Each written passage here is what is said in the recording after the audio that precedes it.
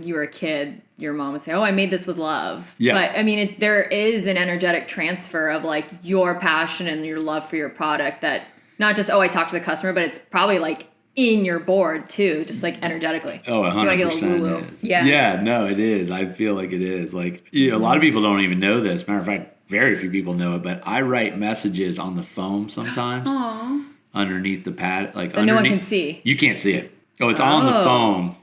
We'll have to write And I do it a lot for the crossing for cystic fibrosis because like a lot of these people are, it's a challenge to paddle from Bimini to Florida. Yeah. And, People are going to be cutting your boards open and be like, what's it say in there? Yeah, like on the deck I will write like, just keep going no matter what. That's so cool. And then I would laminate. And then you cover it. And I would laminate over it. No one can see it. Nobody would know. Yeah, okay, so it's it there. literally is baked with love. It really is in there. I don't do it all.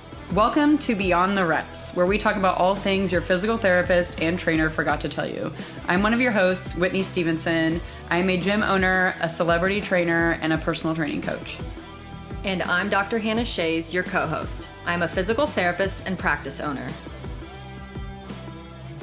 All right, we are back for another episode of Beyond the Reps. What episode are we on? I can't 11? remember. No, I think it might be 12. 11 or 12. Because we did 2 parts last time. We have a special guest today. Yes. And he's Whitney's friend, so I'm going to let you introduce him. Yeah. A man who needs no introduction, but maybe a small introduction. For our listeners. For our community. My good friend, John Meskauskas, is here. He's the owner of the nation and worldwide paddleboarding company, Flying Fish Board Company. Yeah, Flying Fish Board Co. Yeah. And he's here to talk about all things throughout his life and what led him to creating one of the best paddleboard companies in the world. So welcome. Wow, thank you for having me. This is awesome. So glad you could join us in my in our podcast recording studio. I love it. Also known as We're my on the house. floor and he's in a comfy chair. Yeah, it's very chic. Yeah, chic. That's the vibe. Yeah. So I think it would just be good for me, because I just met you today, and then the audience, if you just started by telling us about literally where you're from and how you grew up and, if you're from Florida, all that good stuff. Yeah, absolutely. I grew up right here within a few miles of this home. Florida born and raised. Yeah, so I'm from Palm City, Florida, which is where I also currently live now. And I don't know, just I think the lifestyle of living in South Florida and being around the water, we can get into it later, but all things water for me, fishing, surfing, obviously paddleboarding. So yeah, I absolutely love Florida. I'm a Florida man. Yeah. So you were born here, lived here for a little bit, but you kind of moved around, right? You lived in the middle of the country for a while. Yeah, so I wasn't actually born here. Oh, yeah. I was born in Chicago. My mom and dad moved here when I was a kid, so I went through all my school here, kindergarten, first, second grade, So basically I consider... Core memories are here. Yeah, definitely core memories are here. Makes you an OG. I'd kind of had an interesting life growing up, I guess, to say the least. After graduating high school, I had a couple college baseball scholarships that I pursued. Okay. And then was fortunate enough to get drafted by the Colorado Rockies. Do you know Joe Gray? I do know Joe Gray. That's my husband's uncle. Oh, wow, that's crazy. I know Joe. So I know Joe. That is really crazy. If you needed any evidence that the world is small and the universe connects to very people, small. there it is. We have Joe's Purple Rockies leather couch in our guest bedroom. Yeah, that's so crazy. Have you been on the purple couch? It used to be in our living room.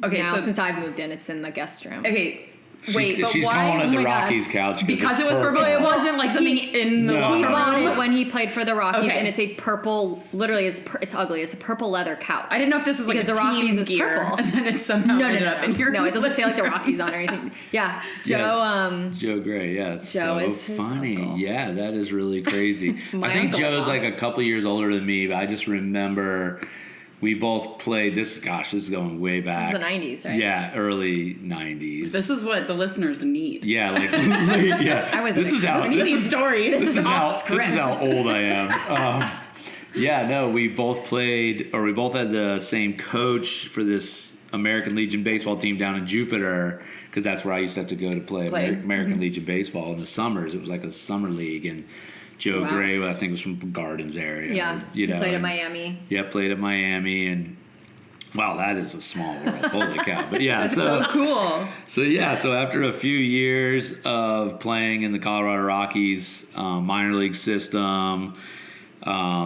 first injury of my life, I tore my rotator cuff and had to have surgery. And then after coming back after that was just difficult. I was a catcher, and so your arm is kind of important. Yeah. I think in baseball, your arms are, you can't play with your feet. Yes. I haven't seen that sport yet. It's probably out there. Probably is a foot-only baseball league, but I haven't seen it. And I was definitely a defensive catcher. Like, my strength was my arm. I wasn't the best hitter in the world. I mean, I was not bad, but, if you can catch, you can go a long way with being a good catcher. But as soon as I lost my arm, I was kind of done with that. But anyway, so returning. So an injury kind of took you out. Yeah, I would definitely say the injury took me out, and back then it was sort of like toughen up, Buttercup, play through it, So I remember popping Advils and just trying to get through the season. They didn't have everyone therapists. Feels like this. Yeah, I mean they did, but it was like ice in the 90s, therapy was ice it, take some Advil, and at the end of the season we'll look at it, and that's kind of how they did it. And they did an MRI at the end of the year, and they're like, oh yeah, you have a torn rotator cuff. We need to get surgery on that. So surgery was like right away. They got it done. So I did return to spring training the following year. But you're talking like surgery in October and back throwing by February? Yeah. It was fast. That's very short. And not just throwing, not like tossing. I'm not even sure what sports were having tailed back then either. But hard. Yeah. You have to throw hard. Yeah. Did you just tear it again? No, I didn't tear it again. I just wasn't as good as, my arm strength wasn't the same. Yeah. And then, to be honest with you, they were going to send me down a level. They were like, hey, we're going to send you, and you're going to back up this kid and not even play much. It's on top of the injury and the mental fatigue that takes, it's also the mental fatigue of we're going to downgrade you for a while. Yeah, exactly. And it was, so tough. It was just tough on me. And I was, in my early 20s, and I was just kind of ready to get on with life. Yeah. You're I need to start making money somehow. Yeah, you sort of look at minor league baseball as you really have to take a look in the mirror and be like, can I really make it to the big leagues? Yeah. There was you girls are too young to know, but there was a strike in 1995 where Major League Baseball players went on strike, and so they asked a bunch of minor league players if you want to step in, be a replacement player, and I said no because my dad was a big blue collar, I don't know if he was actually in a union, but he's just no, don't do it. You support the union. Yeah. You support your brothers. If you do that, then your career's over. So it's I said no to it. Yeah. And then when the strike ended, I actually got invited to big league spring training. Oh, amazing. Because they needed extra catchers to get all these pitchers ready since everything was abbreviated and rushed. So it was really cool experience for me to go to big league spring training for 19 days and be with the big leaguers. The real big leaguers, and see really how good those guys are. Yeah. It was, you got a taste of everything. Yeah, it was a really eye-opening experience for me. It was whoa, I have a long way to go to be this consistent and this good.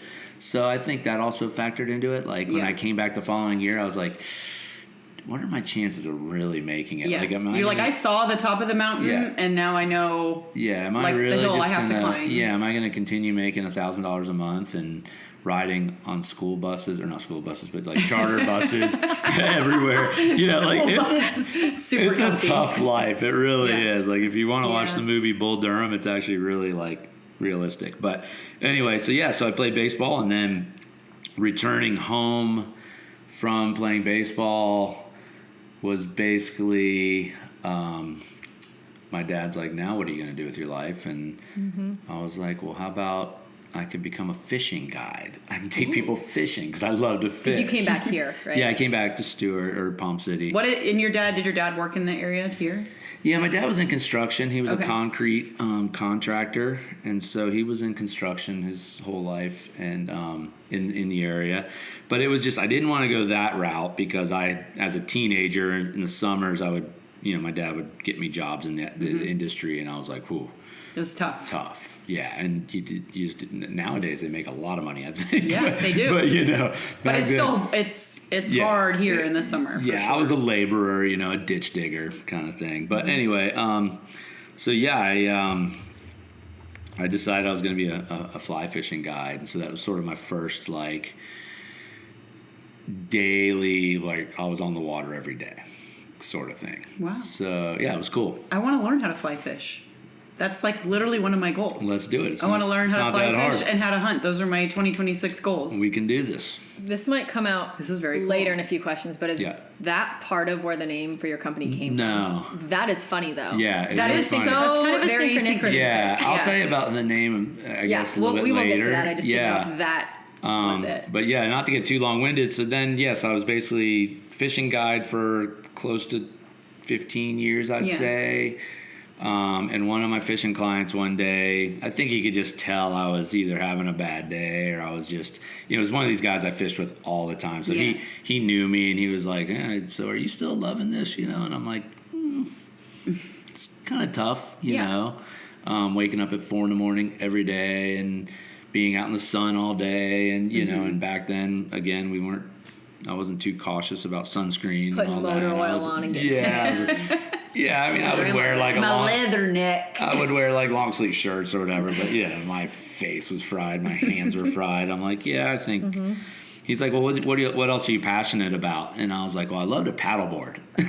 Really? He was like, yeah, and this was in 2012, maybe 2011. Okay. But I say 2012 because I started paddleboarding in like 2009. Yeah. Or not like in 2009. I started paddleboarding in 2009. Was that more leisure? Just It was 100% surfing, actually. okay, So like layered inspired subsurfing. yeah, like Yeah. 2009 is when Florida. I think California was maybe a little bit earlier, but like it really hit Florida in like 2009. I'd say maybe 2008, 2009. And a friend of mine from high school was a local manager at one of the surf shops that's now out of business in town. But he was a manager there, and I ran into him somewhere, and he was like, "Oh man, you have to try this. You gotta try this. You gotta try. You this. don't have to pop up. He's like, no, can just he's like, stand. it's awesome because he's like, you can surf it, Yeah. but you could also go fish off of it. Like you're standing. And I was like, whoa, that's really cool. So I like both of those things. yeah, I like the water, I like to fish, I like to surf. So anyway, bought a board from him, fell in love with it, and then it just progressed so quick from there. Like it was just 2009 was not that long ago in my brain. It feels. I know it's like 16 years ago, I guess now, but it feels yesterday. Yeah. Feels like a long time ago to me. It does. It was my freshman year of high school. Oh wow. Well, you can just take a minute. Take a minute in your diaper over there, okay? But yeah, so it was cool because like I would say I just love to paddle. And then somewhere around, it was like maybe a year later, a friend of mine that we had just talked about, Rob Maccabee, is a good friend of mine. Him and I were doing a lot of fishing together and just hanging out and stuff like that. And he had a buddy who was a filmmaker. And this was back when like small short films were really catching on, and they were like film festivals and things. And his buddy was trying to make a short film for the Fly Fishing Film Festival. Is the Fly Fishing Film Festival here? Colorado. I was going to say, this has to be like in Montana. Yeah, it was a Colorado thing. But this guy was from Canada, and he had contacted my buddy Rob, because they were friends. And he said, hey, I want to do something super unique, for this film festival. And he's like, oh, we got to go fishing with my buddy John. He's leathered. He's been in the sun for 15 years. This guy can catch some fish. He can catch some fish. That's awesome. We filmed. They came to Stewart, and we filmed for like a week or so. And did you show some like sup fishing, stand up? So fishing? this was just fly fishing at this point. This is how the relationship started. So I guess I should have backtracked. But the first thing was like from my boat. Yeah. And we had an incredible week of fishing, and it ended up making the film tour. And I think it even won. Like I went to the premiere in Colorado. So cool. Can we? Is it? You can viewable actually today? Like on if YouTube? you Googled like Fly Fishing Film Tour, or I think it was called Flymax Films, and typed in Flymax Film Stewart, Florida. We're gonna drop the link. Yeah, you have to find it. You're gonna drop the link if we find it. Yeah, if we find it, we'll put it. Yeah. And if it's not linked, we didn't find it. Yeah, I'm sure we can find it. It's like old school fishing, but it was cool. So anyway, that's turned into a relationship with the filmmaker, and then he wanted to do he also had a TV series that was on like WFN, which is like World Fishing Network, and so he wanted to film a paddleboard scene where we went cool. and paddleboarded. So And then fished off of the paddleboard. and fly fished off the paddleboard. That's really cool. So that was cool. So then, Gotta add this to my goal list. Fly fish off the paddleboard. yeah, That's exactly. really cool. And I'm going way back with this story, so I Yeah. hope I'm not getting too long-winded. But No, it's good. This literally did lead into flying fish where we're at today. Okay. So anyway, we make this film. My buddy Rob and I, one of the board manufacturers from Florida, which we had talked about earlier, Boat Boards. Yes. They had donated a board to Rob, my buddy, for this show. Okay. So after the show, I think the owner was like, dude, that was insane. Like what was you guys beautiful. did. Like, do you guys want to be ambassadors or whatever it is? So we were like, sure. So Yeah.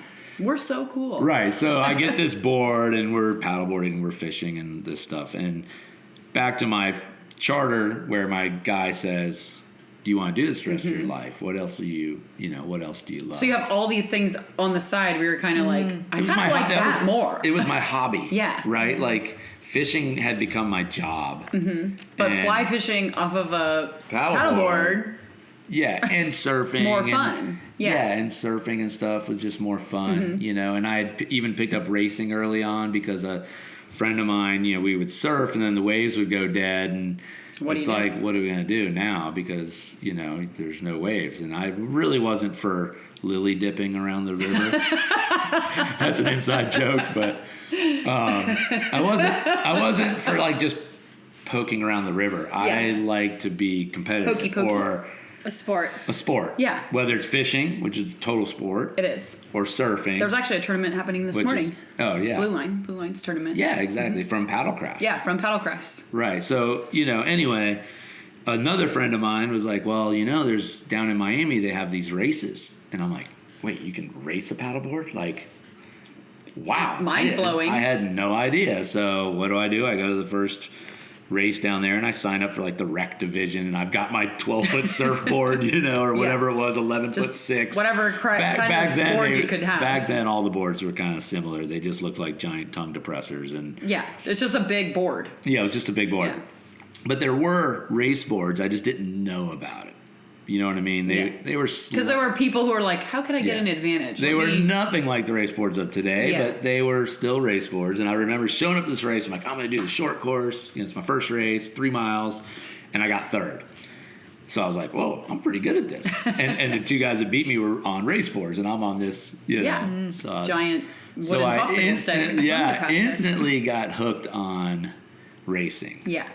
And that's where it all really started for me with So it evolved from, the fly fishing, standing on the board, yeah. now using it for surfing, and then hearing about a race, being a competitive spirit, and then Yeah. just going, well, screw it, let me try it. Yeah, And see what happens. Yeah, just like you, Whit, we had talked earlier where you gave the Blue Line Race League a chance, and then Yeah.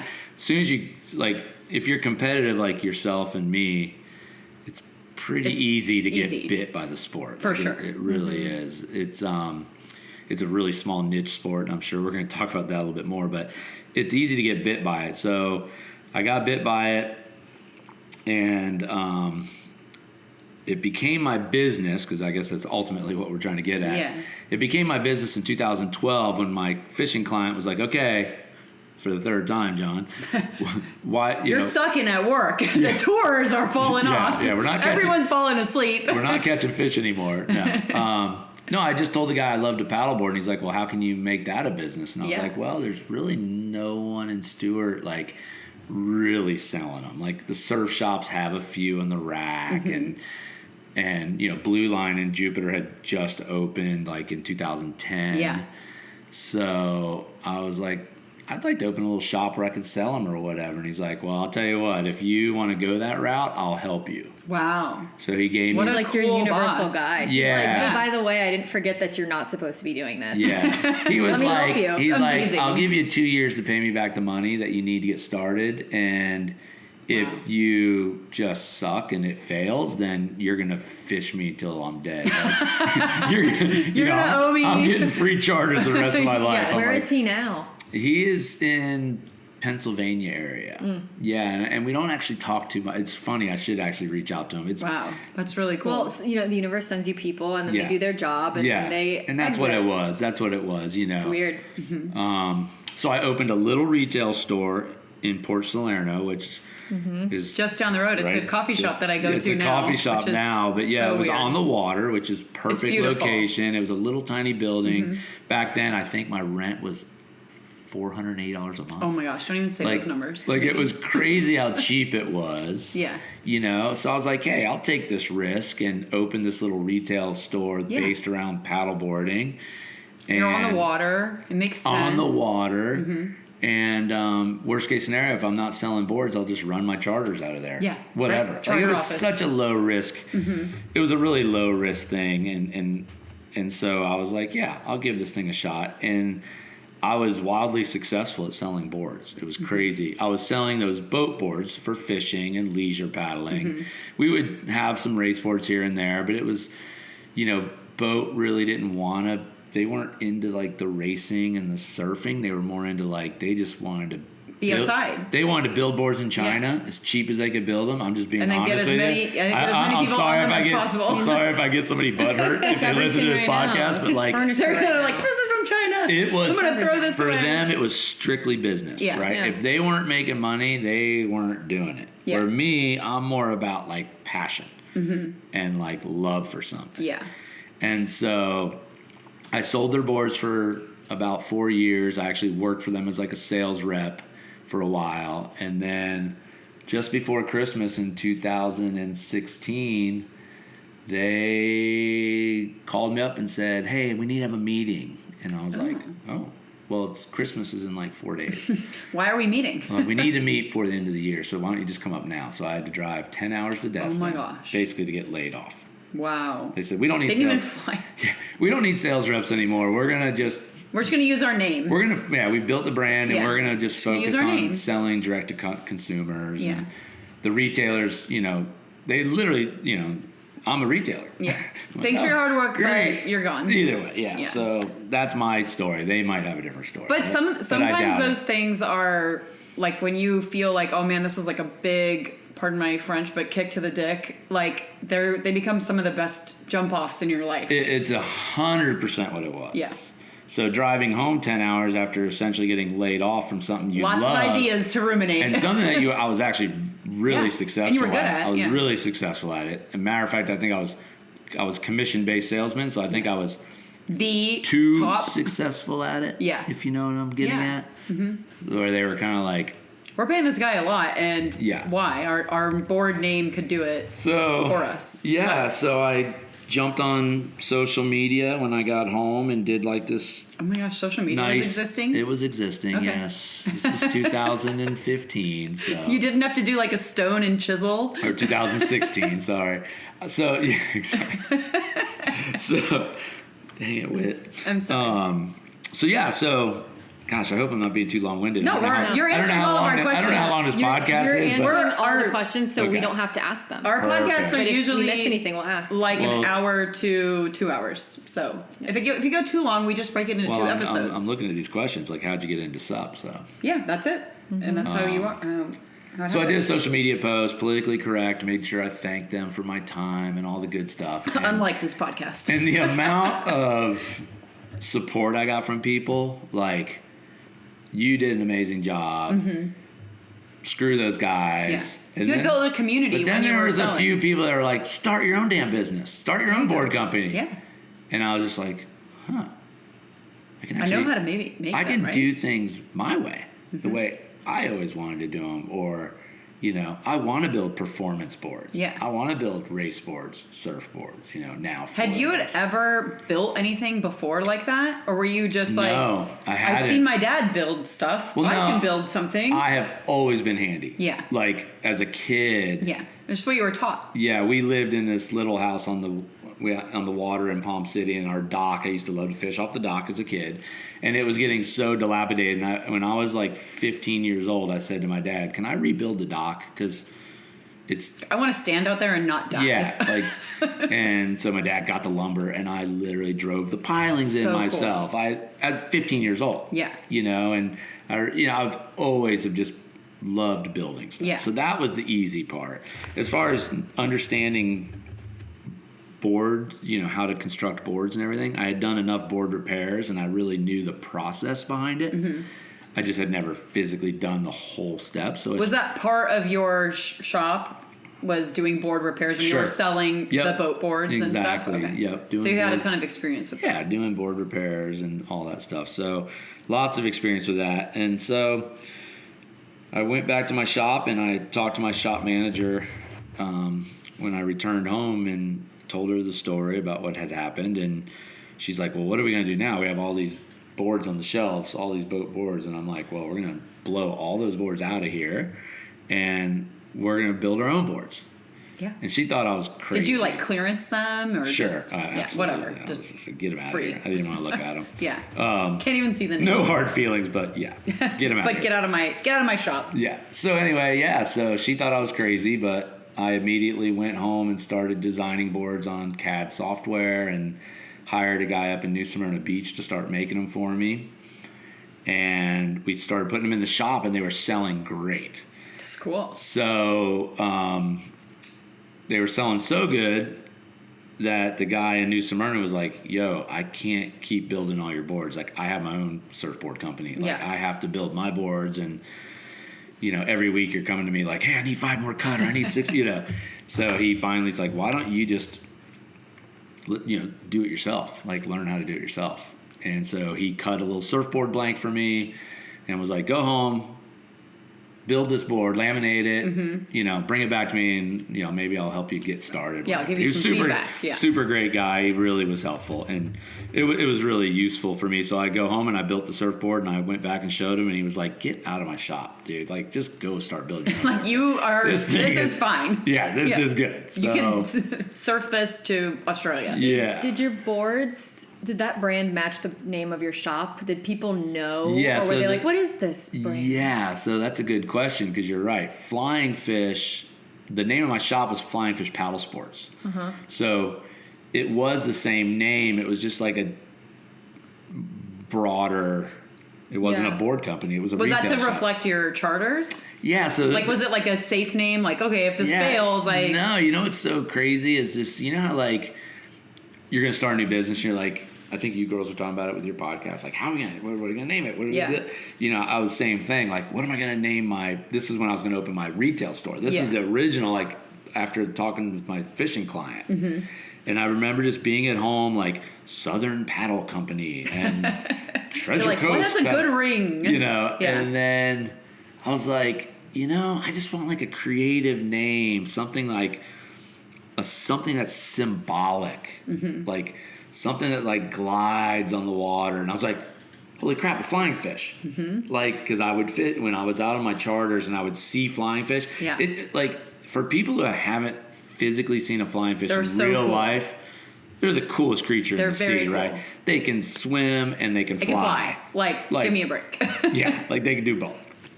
So I was just like, holy crap, Flying Fish. That's a great name for like a paddle brand, like a paddle company. So I was like, I'm just going to call it Flying Fish Paddle Sports. Paddle Sports. Sounds good. Paddle Sports. So, because there's more than just surfing. There's a bunch of different water sports. So there's crafts, and we could go down in the weeds with that. But. Yeah, we could really. That's like a whole nother podcast. But the paddle sports covered it all. Yeah, so that's where the name Flying Fish came from. But amazing. I do get people say to me all the time, like, "Oh, I love fly fishing," and I'm like, "Well, it's flying fish, but." But also, you're very familiar with fly fishing. It's just the words are switched. Yes. And people sometimes they just don't read. They don't read, right? It's very clear on your shirt right now. Right. It's like Flying Fish. Or they'll see my logo and go, "Oh, is that a dragonfly?" No, it's a flying fish. It's a flying fish.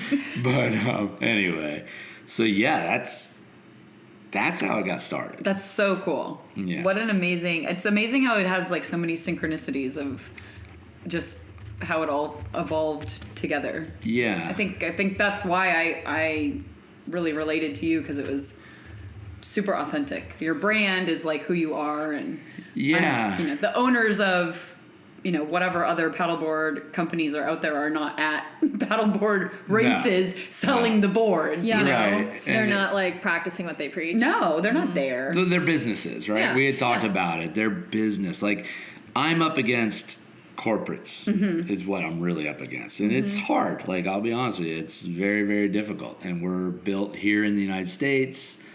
Our slogan is handcrafted in America.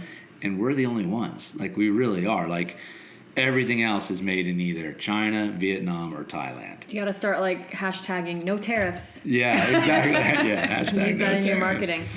marketing. So, yeah. And then you also use, find your glide as part of your, right? Or is that not as much? No, I think that was just, back in 2012, it was like hashtags were really cool. Like, you got to have a hashtag, Yeah.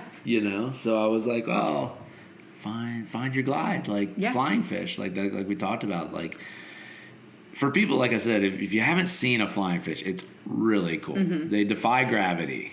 We're not just talking about And the boards, we're talking about the creature. The creature, right? Yes. They defy gravity, and like that's how I like to try to define my boards, or try to design my boards to defy gravity. Well, it definitely makes an impact, because I remember one of the first times I was paddleboarding. I think my first board says it on the side, find your glide. Or somebody's board maybe says it on the side. And I kept thinking, okay, this is part of like being a stand-up paddleboard person. Like, you find a glide, you find like a point in your stroke or in your movement where you're weightless. You have the Michael Jordan moment on the water where it's just carrying you and you're like, oh my gosh, I'm gliding. I'm just that's the doing idea. it. Yeah, that's the idea behind proper technique. Yeah.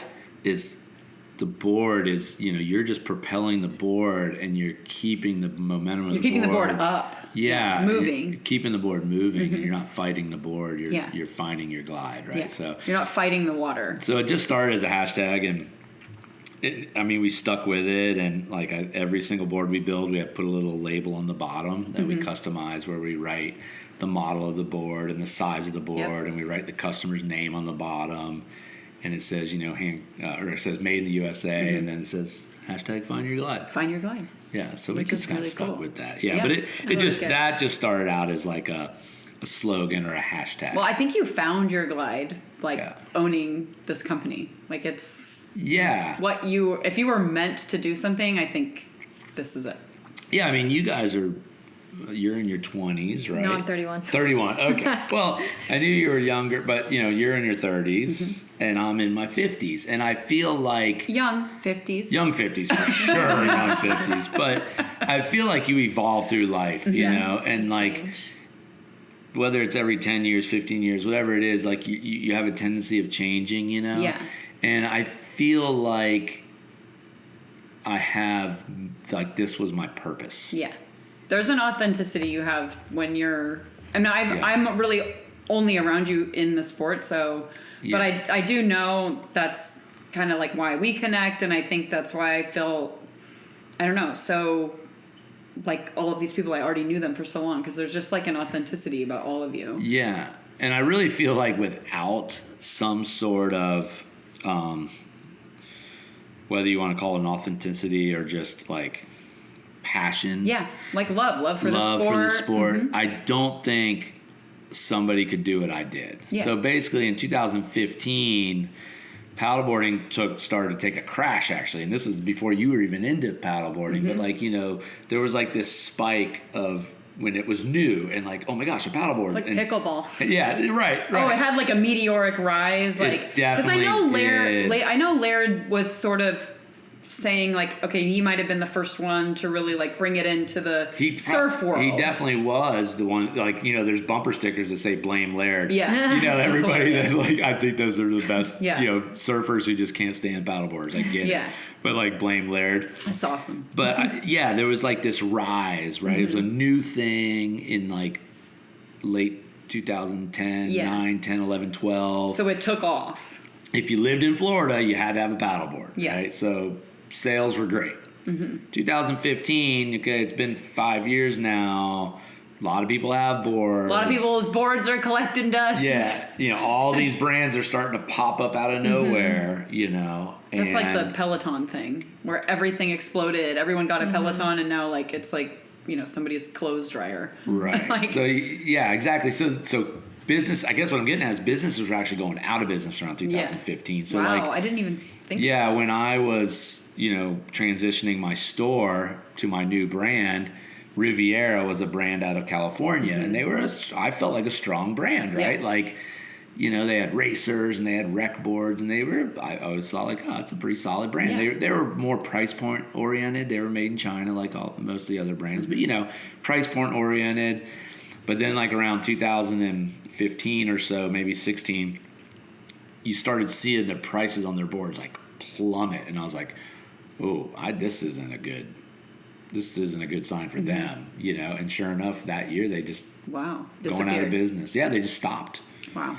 I think there's more to the story. The family business, they have a family business in the apparel industry that was doing better, and it came down to business. Hey, we're losing money on this now. But either way, I don't know the story. But so anyway, they're going out of business, right? And there was another brand called Boga, which you had mentioned renting a board from Blue Line, and I think they still rent those Boga boards. So they're 10 plus years old. they were beat up. And they're still renting them. But that couple that owned that brand, they transitioned into making yoga products. So then they were getting out of the racing and and I'm come along in 2016. I'm I'm gonna start a board brand. Yeah. And I'm gonna focus on race boards. Yeah. And people are like, "Are you crazy?" I even got messages from people in the industry. Yeah. One being just want to check with you. Are you sure you want to be this niche? Yeah, you really think who are you? Why do you think you can do? Though. They say the riches are in the niches. Yeah, and I was just you know what? I'm gonna prove all you MFers wrong. Well, first of all, I don't know. I may be different, but even if I'm leisurely doing things, I like to be fast. Yeah. I like to go fast. That's you. Just my thing. That is you. I can be faster. If I can tote around and look at the birds and be leisure on my race board, I'm going to do that. I don't want to be on a floating door. Yeah, I'm the same way as you. I want something that's going to perform well. Yeah. So I just wanted to build performance boards. And people thought I was crazy to start a board brand, as other brands are literally going out of business. Yeah. And I'm I'm going to give this a go. You're all those red flags. And I'm going to make them in America. Right? Yeah. And they're going to be more expensive than what, I wouldn't even say they're more expensive, but, as is expensive as a brand name that people know. Yeah. And I just was passionate about it. Yeah. And I just believed in myself that I could do it. It grew way quicker than I probably anticipated. I don't think I was fully ready for how quick it grew. Yeah. I envisioned myself I'm going to build some boards in my garage, and if I can build 4 race boards a month and make $4 or $5 grand a month, I can do the math. Sweet, I'm doing good. Yeah, I'm doing good. I can pay myself, pay my mortgage. Yeah, I'm good. And then it was I was looking at. I used to keep a little dry erase board in my garage where I'd write people's names down who ordered a board. And then one day I looked at the list. I'm oh my god, there's nine names on there. I got to build 9 boards. You're how am I going to do this? And I only had 1 laminating stand and 1 sanding room, so 2 stands. So I can only build 2 boards at a time. How long does a board take? Oh, geez, 30 man hours almost per board. Okay, so you can make 1.5 a week. Yeah, but there's dry time. Okay, so it's 90 something hours with dry time. Yeah, because you have to let everything sit. Cure. So I just didn't have the space. Yeah. So I put my retail store up for sale, and one of the guys who was working for me at the time, him and his dad purchased it from me. Lesson learned in business, because I'm not really a good businessman, but I held the note. Needless to say, they went out of business. Yeah, it was tough. They didn't have the passion for it like I did. Yeah. So here I was. I did get some money up front though from them, and that's what I used to rent my first space. To build boards. Yeah. To specifically. And to purchase a CNC machine. Oh, nice. So that was also a big investment Yeah. to buy a machine that can cut a 14-foot race board. So, and that was like, I guess for you, this is kind of your thread of what your business is built on, being handcrafted and not going to some Chinese warehouse and having a mechanical pencil company make your right. surfboards or your stand-up boards, but you're making them by hand. Correct. Every single board. Yeah, and that was great. Yeah, I mean, it's not for the faint of heart for anyone. Right, but then somewhere around COVID, even leading up to COVID, we were pretty busy. It was me and a helper. Yeah. Who was like probably your apprentice, because you were probably showing him. I was teaching him this everything. This is how you have to shape the board. Yeah. Because it's different. And then COVID hit, and like 2021, 2022, 2023, at one point I had 65 boards on back order. Wow. Yep.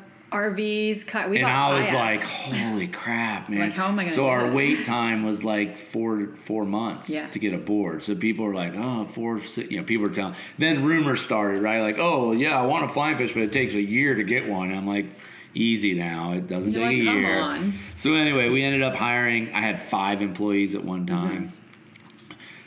2 sanders, somebody running the CNC machine, somebody laminating, and so we kept up. We made it work, and then it's like a blessing and a curse. As the industry started to slow back down a little bit in 2024, we had to let people go and scale it to work, because like I said, when you're manufactured in the United States, it costs a lot more money to build a board. If there's one thing I could just get through people's minds, it's like when I see them on another board, it's like I don't everyone builds good boards, right? Like I'm not going to knock any other brand. They all make great boards, good designs, whatever. But it's like I see these people buy a new board of another brand, and I'm always like, why?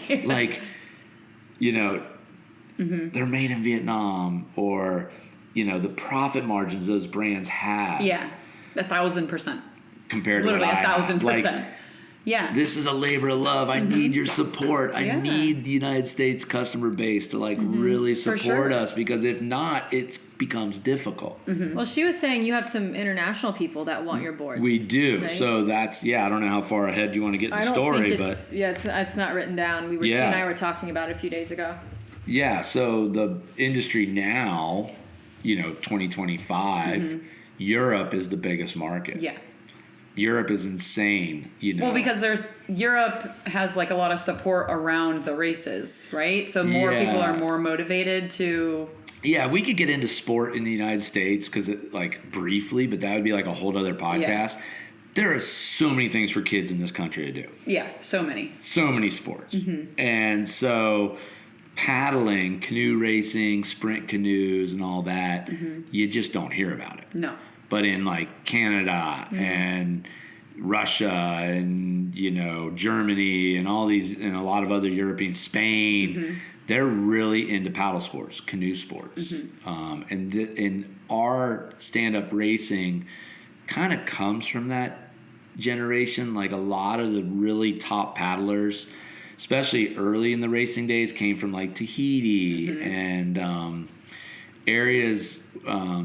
That had a huge water community, paddle background, their culture is paddling. This was our mode of transportation. This is how we how we get places, how we get our food, how we really the surfing aspect of it. Yeah, there were some great racers that came from surfing, Kai Lenny used to race, and when he was younger, and obviously Kai Lenny's one of the faces of surfing, I guess, but.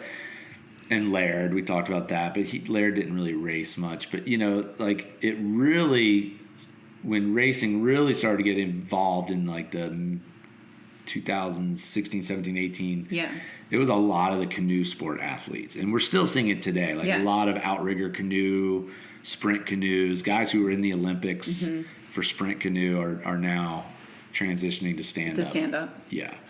So... Yeah, there's a big industry in Europe right now, big demand. Yeah. And we have that demand. We just last year, after the World Championships, which hopefully we can talk about a little bit later, but last year the World Championships were in the United States. So that was the first time they had ever been in the United States, and we can. They were in Sarasota. Yeah, and that was a year ago. Because currently, as we're recording this, the World Championships are happening right now in Abu Dhabi. So I didn't go because of expenses. Like, we're a small company. Like, we can go. But your boards are there. There's people. Well, we have 2 boards there. Okay. You didn't go because you had to be on this podcast. Yeah, exactly. That's what you mean. And maybe we're going to get to the point where we can figure this out. But after last year's World Championships, we made a great relationship with a couple out of the Netherlands. And they brought home a bunch of boards from the World Championships. Then they turned around and ordered more that we shipped them. And, That's awesome. And they received them in, I think, July. And I think within 3 weeks they had sold every board. Wow. So now we're building them another shipment now that's going to ship there in about 2 to 3 weeks. We're going to ship another batch. So we have a relationship in Europe. But it's really not sustainable, I don't think, for me to build them here and go to Europe. So that sort of is now my dilemma. Yeah. Because these things aren't small. No, they're 14 huge. feet long. Yeah. They're 14 feet long. And logistically, that is the biggest challenge in this sport. Is the size. Is logistics. Like right now in Abu Dhabi, there's people sharing boards and, because it's just not that easy. Even though like Starboard and NSP and are made in Thailand and They're right there. they're pretty close to there-ish. Closer than we are. Yeah, and they ship them in, they're mass produced. And so, luckily for brands like that, they can do that. They can ship a whole container of mass produced boards and people can use them. And, but we're just unique, we're really, really unique in what we do. And that's why I said it kind of grew bigger and faster than I was really prepared for. I'm not a businessman. Like, I'm just not. No, but I'm not a business person, a businesswoman, but we own businesses. But I'm trying to figure out figure it out. Yeah. I'm just a passionate person that loves to create things and make people happy and all that. Which I think is why your boards are so unique too, because like you put a lot of care, passion, and you work with. I speak to every customer. Yeah, you every single customer. And every board is made to literally precisely exactly what the customer wants and needs, or has been guided to know that this is what they should want and need for whatever. Yeah. Well, and I mean, even with like, when you were a kid, your mom would say, "Oh, I made this with love." Yeah. But I mean, there is an energetic transfer of like your passion and your love for your product that not just, I talked to the customer, but it's probably like in your board too, just like energetically. Oh, 100% is. Yeah, no, it is. I feel like it is. Like, a lot of people don't even know this. Matter of fact, very few people know it, but I write messages on the foam sometimes. Aww. Underneath the pad, like that no one can see. You can't see it. Oh, it's on the foam. You'll have to write and I do it a lot for the crossing for cystic fibrosis because like a lot of these people are, it's a challenge to paddle from Bimini to Florida. Yeah. And people are going to be cutting your boards open and be like, what's it say in there? Yeah, like on the deck, I will write like, just keep going no matter what. That's so cool. And I would laminate. And then you cover it. I would laminate over it. And then no one can see it. Nobody would know. Yeah, okay, so it there. literally is baked with love. It really is in there. I don't do it on, but I've done it multiple times. Have you done anything to your new house when you've constructed it? Write something? Not you gotta, yet. No, you gotta write something underneath the drywall or something. Gosh, I need to. That's a good idea. That's awesome.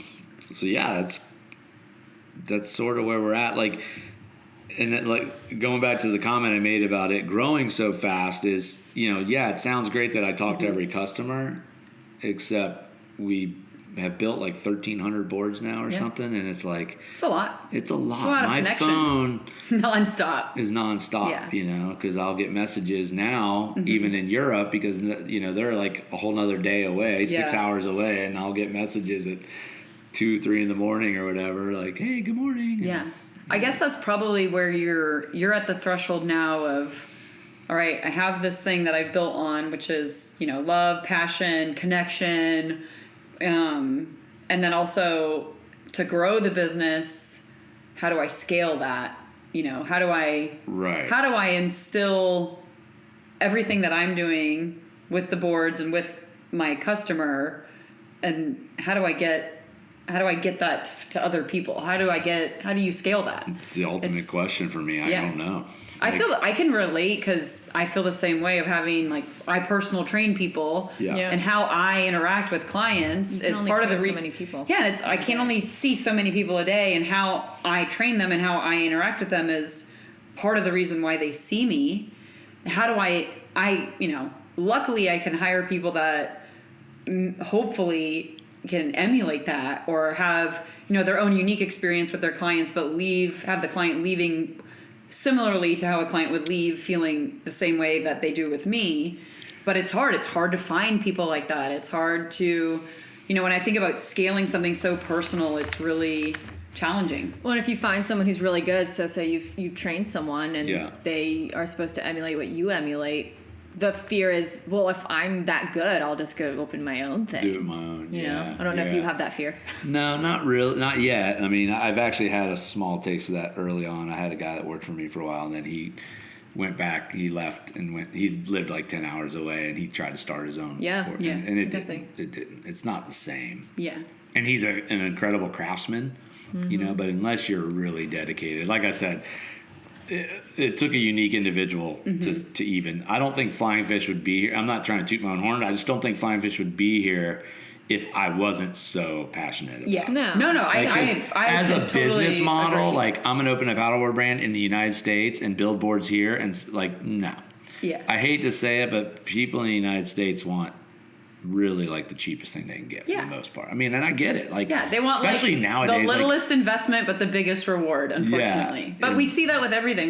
I see that with exercise. Like, oh, you're telling me I need to do this for a year in order to get results? Yeah, consistently. Yeah. You pretty much do. Yeah. Oh, well, I'm going to take a pill for 12 weeks or instead. I'm going to order a shake weight on TV. Like, I saw the shake weight infomercial. I saw the shake weight in your van. That guy was like fit. Did you see that guy? Yeah. No, but so yeah, I mean, going back to like the people, or like, I feel like Ricardo and Petronella, who are our partners in Europe now, like, when I met them, there was just something special about them. Like, they were just the magic sauce, genuine people that I could like trust right away.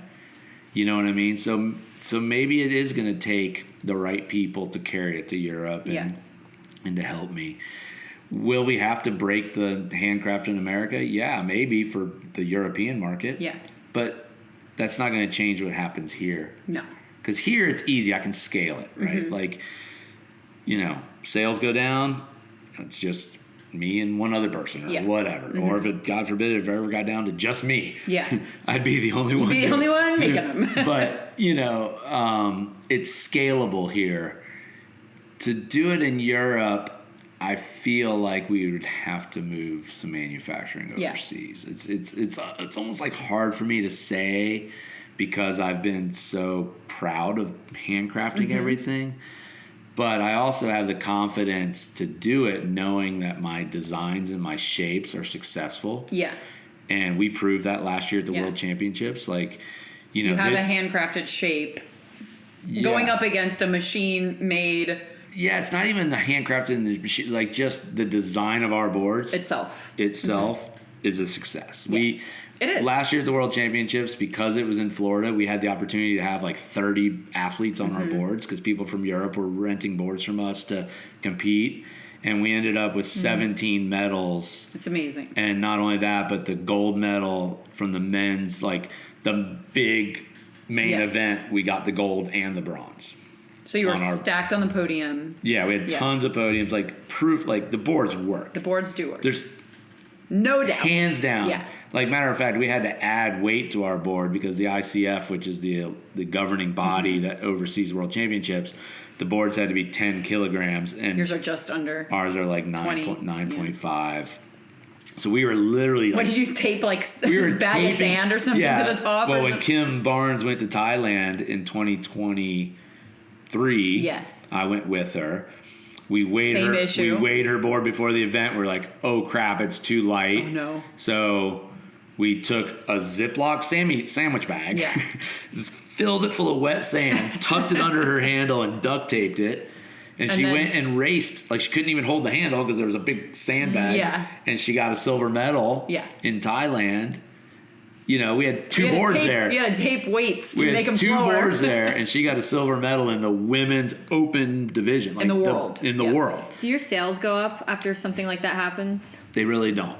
It's crazy. Last year, it's kind of a good leading question to this story. So last year we had the number one paddle in the world on our boards. After the Thailand World Games, after the Thailand World Championships, the father of the kid from Japan, his name's Shuri Araki, he actually got second today. He got beat, so I was kind of like, well, got beat. But anyway, Interesting. His dad came to us after that World Championships in Thailand and said, hey, would you be interested in building my son custom boards? And I was like, excuse me? Like, Shrimpy? Of course I would love to build Shrimpy custom boards. So we did. We made an agreement with him to supply him with boards. We couldn't supply with money and all that because we just don't have it, but we'll make sure your son has a board to race on wherever he goes. Like, that was the deal. Yeah. And what's really cool about that is that he could custom design the board to every detail that he wants, right? Yes and no. Yes and no. Like, we don't change the shape for people. Like, it's our design. But you can choose the width, the volume, the deck depth. Yeah. You know, if you want to tweak the shape of the tail a tiny bit, or like, you know, hey, take a little volume out of here or there, we'll do. But we don't redesign boards. No.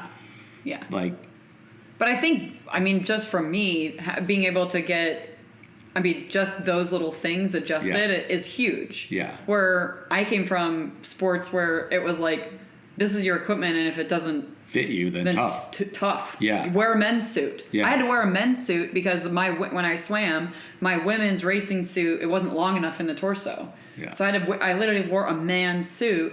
There was no I just need the crotch taken in, you know, so I appreciate, it might not be redesigning the whole board, but I really do appreciate those little things. Yeah. Like, you can change the volume. And I don't know what other paddleboard companies, do they offer that? No, not at all. Because where you're changing the width and the volume? No, so the way it works with other brands is they have like 5 sizes.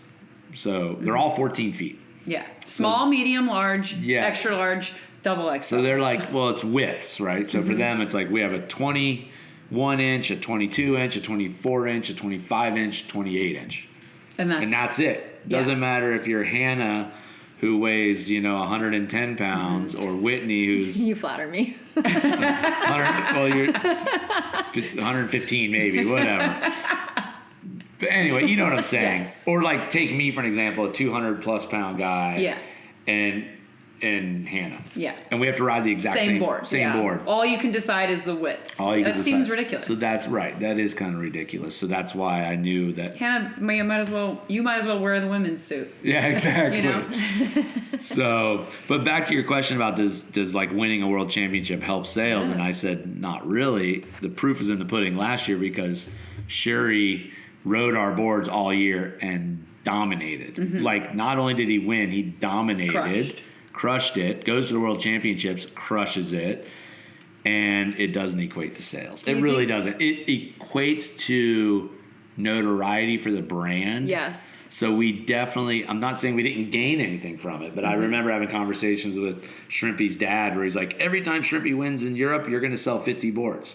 And I was like, nah. It's not like, your son's great, don't get me wrong, but everyone... They also understand he's Shrimpy and he's going to win. He's also amazing. He's an amazing athlete as well. Do you think some of that has to do with like the athlete ego of, it doesn't matter what board I use because I'm great. It can't be the board. Yeah, there's some athletes that are that way. I feel like I feel like I've been in such a hard, I wouldn't be where I'm at without team riders. No, yeah. 100%. But for me, my local team riders, my local community, they're the ones that have made the biggest impact. When you start bringing in an outside athlete, it's more about just a marketing tool. Being visible, having visibility. It really is. It's not like hiring a salesman. You know what I mean? It's like you're just literally, it's a marketing tool. And and we're seeing it in the industry. Like athletes just aren't getting money like they used to. There was a phase where there was like athletes were being paid a decent amount of money to paddle a board, and now board companies are like, hey, like it's not equaling sales. So if it doesn't equal sales, if there's not return on investment, we just can't continue to just dump money into the sport. This is such a unique sport, like such a niche sport. You're kind of a businessman. Yeah. I'm not a businessman, Well, but thank goodness to Steve Miller. you're not pissing your money away on Steve Miller's a athletes. good friend of mine, and he's actually a business partner of mine now. He bought into the company later, a few years into it. But he's always to me like return on investment. We have to get a return. He's the businessman. I'm more like the creative, passionate, just dumb enough to do this, just more, not just dumb enough to like tackle this and keep it going, and visionary, like it's gotta work, it's gonna work, and but if there's not a return on investment, it's mostly marketing. So like an athlete to me who does maybe a really good job on social media is more valuable than someone who wins every race. Well, so that's because you get more views than the people who are in the race. Just get more, like we're just shy of 10,000 people. So if you're listening to this podcast, get on Instagram. Follow go to at Flying Fish. Flying Fish Board Co. on Instagram, hashtag or underscore. We'll put it all in the. Please give us a follow. I think we're like 400 people away from. I need to follow you. We're gonna get you there. So we got to get there. I think. Well, one of the things that we were talking about this before the podcast even started, when we were having like our mushroom tea wormhole, was talking about what you don't know. And I think there's a lot of people who don't even know that this sport exists, that there is racing stand-up paddleboarding, just like you didn't know it didn't exist. It's not just rentals and tourism. Yeah, I didn't even know it existed. I knew, luckily we live in an area where they host like a local race, which is really cool. And I showed up to this local race, and there's all levels, right? There's like very beginners. There's people who just love the water. They're on all different size paddle crafts with their babies and dogs. And there's some people who like to do it as a workout, so they're like more intermediate. And then you have basically like elite, professional, world-class athletes also at this race, which is live right here. Yeah. Like we have amazing, like the Jake Portwood, who I think we might have mentioned his name earlier. Who's that guy? I don't know him. He's the U.S. national champ right now, and he lives in Stewart. Yeah. And he's an amazing athlete. And he's there. He shows up to race, which is really, really cool. I don't know if you have any pointers of what would you say is like one of the benefits of paddleboarding, whether you're racing or just fishing or being out on the water. I mean, I know if you're listening to this podcast, you're more than likely. You're probably cool. You're probably cool, and you're definitely an athlete. Like we all have an inner athlete, but some people. Is yours dormant right now? Mine has been pretty dormant, but I'll make a comeback. I know. I'm waiting. But no, we're all athletes, right? I think everyone to some level has an athletic. 100%. But then if you're listening to this podcast, you're an athlete. Like you're competitive. You're competitive. You want every advantage, whatever. The biggest thing I'll say about paddleboarding is it's like the ultimate body workout. Yes. It really is. Like if you were stuck and you were like, you can't do anything, you have to stay fit, and there's only one thing you could do, I would probably choose paddleboarding. Because it is legs, core, cardio, upper body, major brain. And this is coming from a former professional baseball player. And you've trained in the gym. Yeah, so you would of still course. pick paddleboarding. I would still pick paddleboarding. So and I was the fittest of my life when you were competing? I was competing in paddleboarding. Like when I was competitive at my most competitive state was my most fit. Like playing baseball, I was never this fit.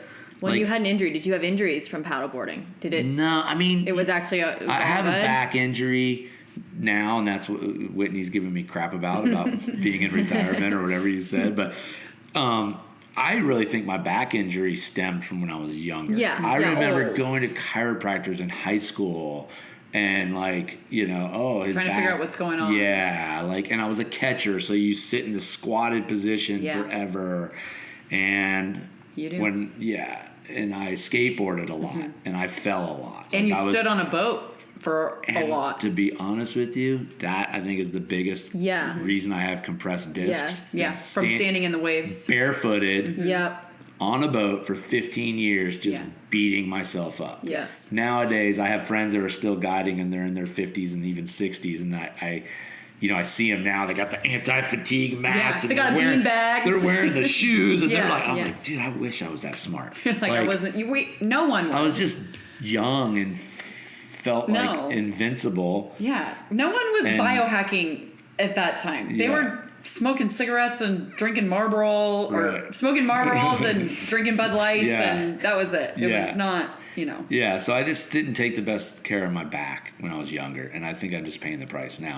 I think if anything, paddleboarding is the only way I'm going to get back to the core strength I need. Yeah. I just have to fight through this injury to get back on the water. I got to rehab properly. I'm not doing the things I need to do to get back, and so I am partially to blame because I just. But you need had to a focus. life transition of moving and building a new house, which is really cool. Yeah, life transition for sure, and running a small business, which is my priority, Yeah. right? So it's like It's your livelihood. Well, It's and my the livelihood. point with that I just wanted to make was you said it's a great total body workout, and it doesn't sound like people are getting these, like, there's no paddleboarding specific injury. It's not like there's a Tommy John surgery like in baseball, a rotator cuff tear. It sounds super like low impact. Yeah. Super low impact. So Great like workout, anyone low who's risk. listening to this podcast, especially if you're an endurance athlete Yeah. that loves to like jog or ride a bike and Or a runner. run or I gotta come right. back out there with you. Yeah, like I know. I even you had just you like coming for a while. It's just so far to drive on Tuesdays. I'm already up there, and I go back home. And I go back. I need to come back. and you like you're fed by that like that runner's high or whatever they call it. Is that what it's called? I think it's called runner's high. I got that right? this morning. Yeah, so it's like if you love that type of mental challenge and heart rates and like, go ahead and get paddleboarding a try. And I don't mean poking around on an inflatable paddleboard. Like I want to redefine paddleboarding because I feel like How would you? Let's would- do it now. I would redefine it by it's a much more performance based than what people think. They go on vacation, they rent a board, it weighs like 45 Yeah, pounds. those people don't even bend. They're And it- like stick figures. Yeah, and it's like That is the Lily and Dipper. yeah, but we're like that's not paddleboarding. Well, I No. look at the race boards because I've seen them, and I'm on the rental at Yeah. Guana's, and I'm like, I don't know if I could do the race board. That looks really fast. But it's easier than it looks. is. Yeah. People say, "Oh my gosh, the board's only 23 inches wide or 22 inches wide," and it's like, "Don't worry, you can stand on it. Trust me." Yeah. Like, Or you get a little bit of a wider one. little You bit get a wider. 24, 25, whatever Yeah, you can exactly. start with. I've seen people out there, and I don't know as much as Whitney Yeah. does, but the people look so fast when they're just going casual on your boards. Yeah. Because I've seen Stephanie on yeah, your board. Yeah, exactly. And that's the idea, though, is like the efficiency of our board, right? So even if you're not a racer, but you're an athlete and you want to get your workout in or whatever, you want to paddle a board that allows you to go further, faster. Yes. And not like, oh my God, this is so boring because I'm barely moving. Yeah. And the wind is pushing me around and I Well, can't. I imagine it's really similar in a way to like cycling. When you see like road cyclists or even like mountain bikers, like no one is doing either of those more higher velocity and longer endurance sports with like a beach cruiser. Yeah. They're not like, with the streamers on this on the side of the bike. Like right. they're doing it in like a racing bike or a road Yeah. bike or a mountain bike that has aggressive tires and, shock suspension in the back and in the front and all the things to make it more enjoyable. Yeah. And that I think is what you own in the board and the shape. It makes the experiencing of paddling It's more enjoyable. Fun. 100%. Yes, 100%. That's what I'm saying about redefining Yeah. paddleboarding because I've heard so many people go, "Oh, I paddleboarded on vacation Not one for time. me." It's not for me. I didn't like it at all." And I'm like, "Yeah, I wouldn't like it either if that was what I don't paddle that way. Right, neither do I. And I think like no matter where you live in this country, like you might say, "Oh yeah, great guys, you live in South Florida and there's community and water everywhere." Yeah, but there's- no, regardless of where you live, like in Kansas City, Missouri, there's a Wednesday night race league Yeah. that meets. Just need a river. Yeah, You just need a body of water. just a body You of could water. use a We'll lake. use your Yeah. little pond out there. I mean, you could. There's some gators, but But you talk about an athlete like yourself, Whit, who came from the CrossFit competitions and all this, and now you've picked up paddleboarding and you've transitioned into like an endurance athlete, like without even kind of realizing it, but like you're sort of, you love endurance. Like you just did Chattajack, which you could talk about, and you won first place, which was crazy, you know? Yeah. And that's in Chattanooga, Tennessee. That's in the middle of the country. Yeah. There were 700 paddlers there. Like, so it's out there, guys. Yeah. Like, you just have to go find your local community. And if you can't find your local community, like, start Make it. one. So now you've had the business. How long have you had Flying Fish? Let's see. So I started the board brand aspect of it in 2017. Okay. So we're 8. So you're 8 It'll be years. 9 years in February. What So are almost- the goals? Do you have any aspiring hopes and goals for Flying Fish? I think my biggest goal is just sustainability. I know that seems kind of lame, No, but it I doesn't. want It's to. very It's practical. a very good goal to have. I want to. Even if I In this pass economy. even In if, this economy? yeah, in this economy for Very sure. But I'm thinking even longer than that. Like, Yeah. even if I get rid of sell the brand or whatever, move on, Or you move on. retire, I want Flying Fish to live. I really Like do. the- I think it'd be so cool. Yeah. And just to be like, wow, I started that. Yeah. Do you have like an apprentice right now or someone that could I don't take over? No, I don't. You know, I have a lot of people who mean a lot to me and could take it over, but unfortunately, we're all like in our 50s.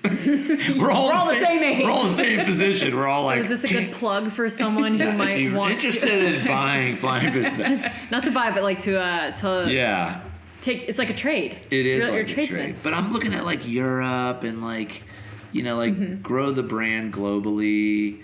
We're a boutique brand for sure. Like in our niche sport, we are way bigger than we appear. Or no, we appear way bigger than we Then are. you actually are. I get that all the time. Like people will meet me Because like, people see your boards everywhere. And Your they're- board is in Lake Tahoe. Your board and is in they're like- Abu Dhabi. but they're like, wow, you own Fly, like, you know. Well, you're the only brand I know. Yeah, you must be like killing it. I'm like, yeah, I pay my mortgage. We also live in like the most expensive place to Yeah, live. that so. doesn't help. You know, and that's changed too. Because Yeah. like I said, when I opened my first shop, the rent was so cheap. Yeah, And now our rent's over $4,000 a month. Yeah. So imagine that. Like, yeah, I know. like 1,000 times more money than I was spending, you know, Just to pay them, 13 just to years. keep the lights on. Yeah, 13 years Yeah. ago, it was like so much cheaper. I need to sell so many boards just to literally Florida has keep gotten the lights so on. expensive. Yeah. You know. But it's, you know, it's a beautiful place to live. Yeah, There's no and you know, doubt. we have to harness the opportunity of people coming here and Yeah. making it so expensive. That means there's more people here. That's why I so hope there's someone- more people to reach. There's more, you know. Yeah, that's why I bodies to hope get on a there's- board. That's why I hope there's some athletes listening to this podcast. I'm sure there is. That are like, let me look up this paddleboard racing. Let me look up Yeah. Flying Fish. Let me see if this is something I could get into or whatever. Yeah. Because there's been a lot of athletes that come from cycling and triathlons and CrossFit. Yeah, I came from a strength background. Before Yeah. I did CrossFit, I was a swimmer, so I did have Yeah. endurance training. And you know, I think if anybody is, you know, struggling with something mentally or, you know, wanting to grow spiritually, emotionally, being on the water is And such physically, for sure. Yeah, and physically being on the water and developing a relationship with yourself by moving a craft on water or just moving through water is a really cool way to work on it. Yeah. No, I agree with you. It's a definitely beneficial sport. What do you think when you're paddling? I know you've taken some time off because you're Yeah. recovering and been recovering, but what was your biggest like mental benefit from paddling? Oh my gosh. Well, I think similar to you, I was not an endurance athlete growing up. I was more of a strength athlete. You know, I was always the guy in the gym or played baseball and I was the catcher, the stocky guy. You know, I wasn't an endurance athlete. And I feel like once I learned my heart rate and how to like get over those hurdles, it was the mental game of like, oh wow, I have to keep going and keep going and I think it just made me way more mentally tough than ever before. Yeah. Like just from forcing yourself to keep going. Like if you're going to do a 10-mile paddle or an 8-mile paddle or whatever, you go down 4 miles. You got to come back. You got to come back. There's no, Yeah. So.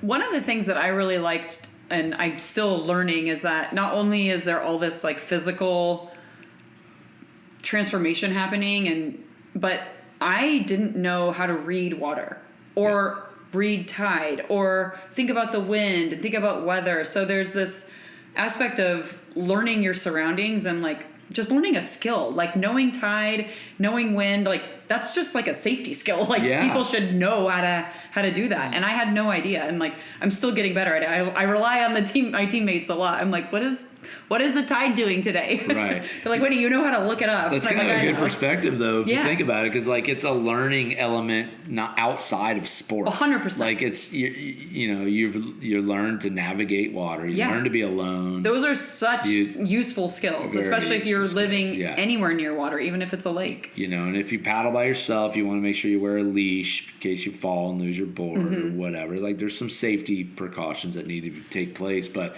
if you have a Garmin watch or any sort of tracking device and water near you, you can get out and just figure it out. Yeah. And I think for the first time, this is a little bit off track, but like for the first time in our sports history, we're seeing athletes now who grew up paddleboarding. Yeah.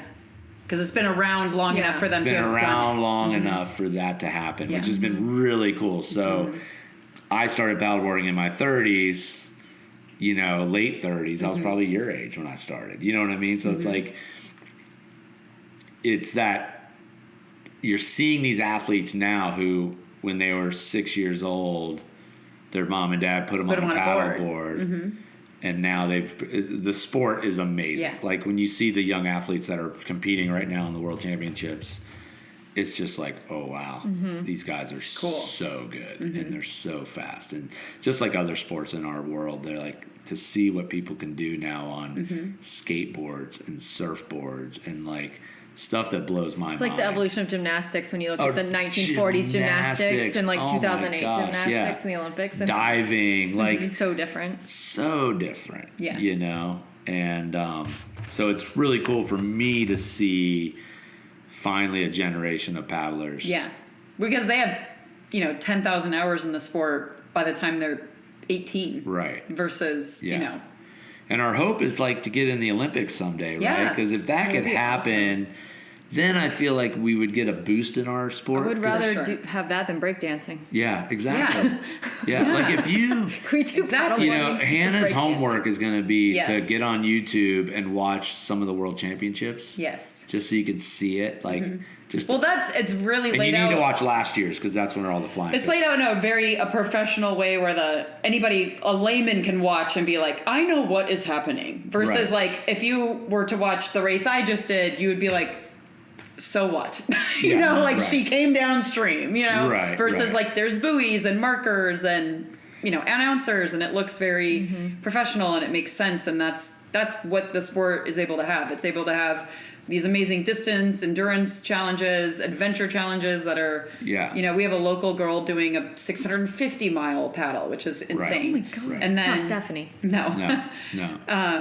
And then you have, short, sprint, technical races that kind of showcase the other side of the sport too, not just the endurance aspect. Yeah, 100%. Matter of fact, so just for your sake, Hannah, we'll fill you in on how the sport actually works. Thank you. No, but the World Championships, which is happening right now, there's 3 disciplines. There's sprint, technical, and distance. So sprint is a 100-meter straight in a lane. You can't cross lanes, that sort of thing. You it's literally a sprint. Yeah, it's like straight shot. The men's was yesterday, the finals, and a kid from Spain, young kid, just turned 18 or 19, did it in 23 seconds. It was insane. Rocket fuel. So last year's World Championships, I think the winner was like 24 24:90 or just maybe right at 25 seconds. This kid was 23 seconds and some change. Like, I was just watching that race like, wow. Blasting. Unbelievable. Like, to see, like, what's next? Who's going to break 20? Like, locally, we watched Jake Portwood sprint, and we're like, dude, that guy's so fast. And he's like 27, 28 seconds. You know what I mean? Yeah. Like, he's fast. Like, he's fast, but this guy is... Like, it's unbelievable. 23 seconds just blows my mind that somebody can paddle 100 meters in 23 seconds. And then technical racing typically consists of, like... obstacles, agility. Buoy turns, so floating buoys that you... Skills. So it's a 500 to 800 meters typically. Takes about 4 to 7 minutes depending how fast you are, and you have to paddle through a course, and it's spectator friendly because everyone can see what's happening, where the turns are. Yeah, so that's where I think you're going to see more from the Olympic standpoint would be like sprint and tech, and then the distance paddles are typically 10Ks, or slightly longer, 10 to 15K, and it's like, okay, they're going to leave and then come back. Yeah, it's like cross country. Yeah, and that's a little harder to broadcast. Yeah. Ish. They can. I mean, they can. They do the open water swimming, right? Yeah. They broadcast that. They broadcast parts of the triathlon. It would just be a race where they would showcase like a particular portion of it, I'm sure. Like, we're going to show the start, we'll show a little middle piece, and then we'll show the finish. And there's sport to that distance for sure. It's not just a bunch of people spread out paddling 10K. Like, there's drafting, there's teamwork, there's a lot of strategy involved with distance. It's kind of like the Tour de France, right? Like, where it's not just a bunch of guys jumping on the bike and who can pedal the fastest. Like, there's back and forth. There's, weather can come up or conditions can vary because you're going so far. Like, we could talk about Whitney's race last weekend. You and Maddie LeBlanc worked together, taking turns drafting, and then somewhere like 28 miles into the race, it's like, okay, now it's like every woman for themselves or whatever. Yeah, and it is really cool that, I mean, I knew about paddleboarding because it's Florida, but I didn't know it was a sport until you said, hey, come out on a Tuesday. And I saw, and you were like, that she's a professional, this person's a professional, and like, you take it super seriously. And I saw your boards, and I was like, oh, this is not casually going around like a tourist. So I need to go back out there on a Tuesday. I would just encourage anyone listening to just go try it, because it is a niche sport, but it's really awesome. Mentally, physically, community-wise. And it leads to other relationships and other things. There's so many benefits like that you can get just from spending time around like-minded people in the water. I would agree with that. I'm so glad that I tried it. And honestly, COVID actually was a helpful because the boards are so long.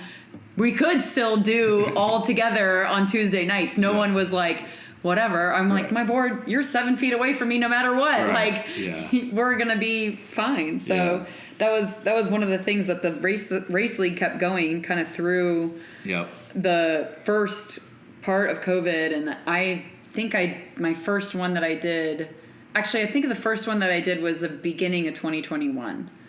And then from there, I instantly fell in love. So it is something that you can get bit and addicted, and I highly, highly, highly suggest it, whether you want to do it a little more leisurely or not, but just get yourself on a board and get out in the water and see what it feels like. I couldn't agree more. All right. Awesome. Well, we'll link everything in the description. We'll put a link to the fly fishing video. We'll link the website. We'll link the Instagram. All that good stuff. Yeah. Thank you so much. Thanks for the best. This was fun. Over to I Whitney's loved house. it. If you're local to Jupiter, come see the space or shoot us a message. And remember to rate and subscribe to the podcast. We'll see you next time on Beyond the Reps, what your trainer and physical therapist forgot to tell you.